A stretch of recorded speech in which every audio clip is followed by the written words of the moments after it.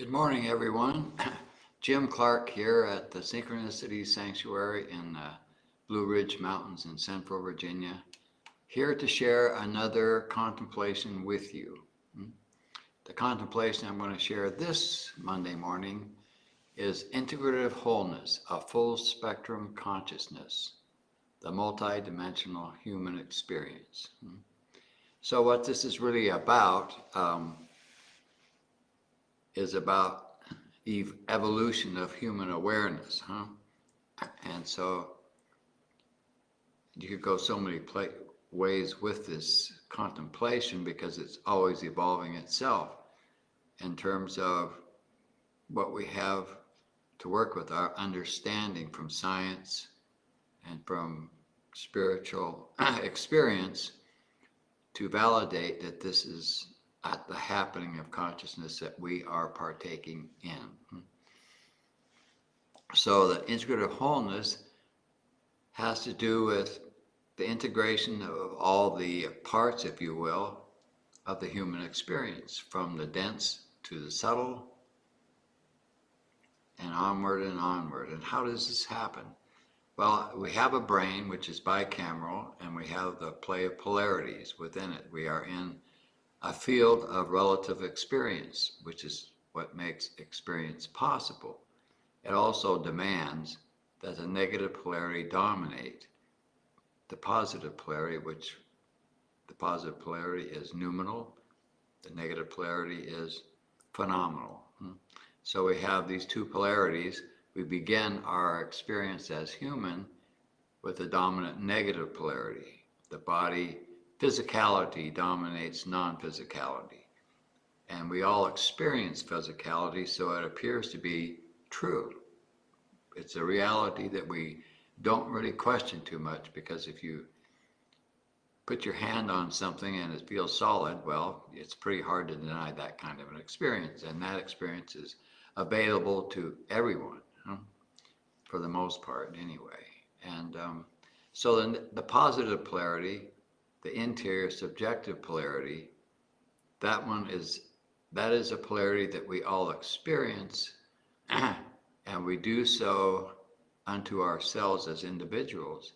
What you experience in yourself, if you have an awakening experience, for an example, you can't give that experience to somebody else. That's your experience. If somebody else comes along the road and you try to share that and they say, well, that doesn't make any sense to me, that's the way it is with human beings. Until they have a similar experience themselves, they cannot validate what you're saying, so they tend to not go there. So this is just the condition of the human experience, and we see it today because even today, there are elements of science which have broken away finally from the mechanical, mechanistic, dense dimensional model of machine, and the only true reality is the manifest reality, the physicality. If you can't see it, it's not there. Now that model has been broken up with quantum physics, but in the beginning of that happened a long time ago, back in the 19th or 18th century. 19th century, sorry, and it's still evolving, and there's still argument and arguments going on within that field about what is real and what is not real, because it gets to be, shall we say, rather abstract. But if you look at what we have as a human being, we have the polarity in our brain. Okay, we have the positive part of our brain, we have the negative part of our brain, the kind that's spontaneous and creative. Another aspect of our brains is very mechanical and thorough, and they dot the I's and cross the T's. It's good for mathematics and that kind of thinking. And then we have the connection between and the spine, with all the nerves going up and down in the body, and a vast communication network that's happening every moment. And we still don't fully understand it completely to this day. And then we have the heart The heart, as they have discovered, also has its own neural network. It has its own way of thinking.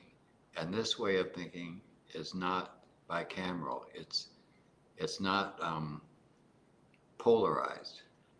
And this is long been taught as the gateway to truthful experience of yourself as consciousness. So we have, excuse me, we have all the parts, we have the mechanics, we have the ability, but what we need to realize the potential of being human is to integrate all the pieces together. And that begins when you start to meditate, right? You start meditating, you start going interior, emphasizing the positive polarity until you develop a dominance of the positive polarity within yourself, and then the resulting experiences that you get from it validate your practice. And yet this is not something you can share, at least not in the exterior. People may sense some change in you, but really it's not an experience. You can't transmit an experience like you can transmit an idea with speech. So the integrative wholeness, the full spectrum consciousness is the individual evolution of consciousness as human, which is always happening because consciousness is always evolving itself for the sake of itself. So when I look at what is going on today in the world and the commentaries that are revolving around the chaos and the uncertainty that we realize today or that we see today, I see that is stepping it up its pace, and that as that happens, we all have to integrate what we are realizing within that experience. So the integration of experience requires time, it requires a conscious, aware focus, and it requires patience. You just can't put the pieces together in a moment because there are so many parts to it. The dense dimension has to evolve itself to be able to accommodate and realize the subtle. Otherwise, it would just burn itself out. So anyway, the idea here is integrative wholeness, a full spectrum consciousness as a vast network of awareness and consciousness from the dense to the subtle, from the positive to the negative, that must integrate itself unto itself in a way that is supportive of itself. And that is what I wanted to share with you today.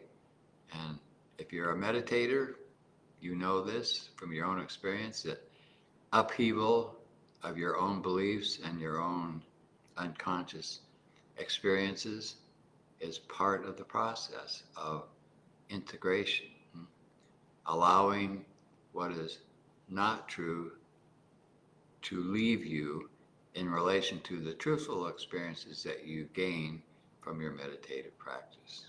So, integrative wholeness, a full spectrum consciousness, it's a happening that's always present in the human experience. And that's what I wish to share with you this week.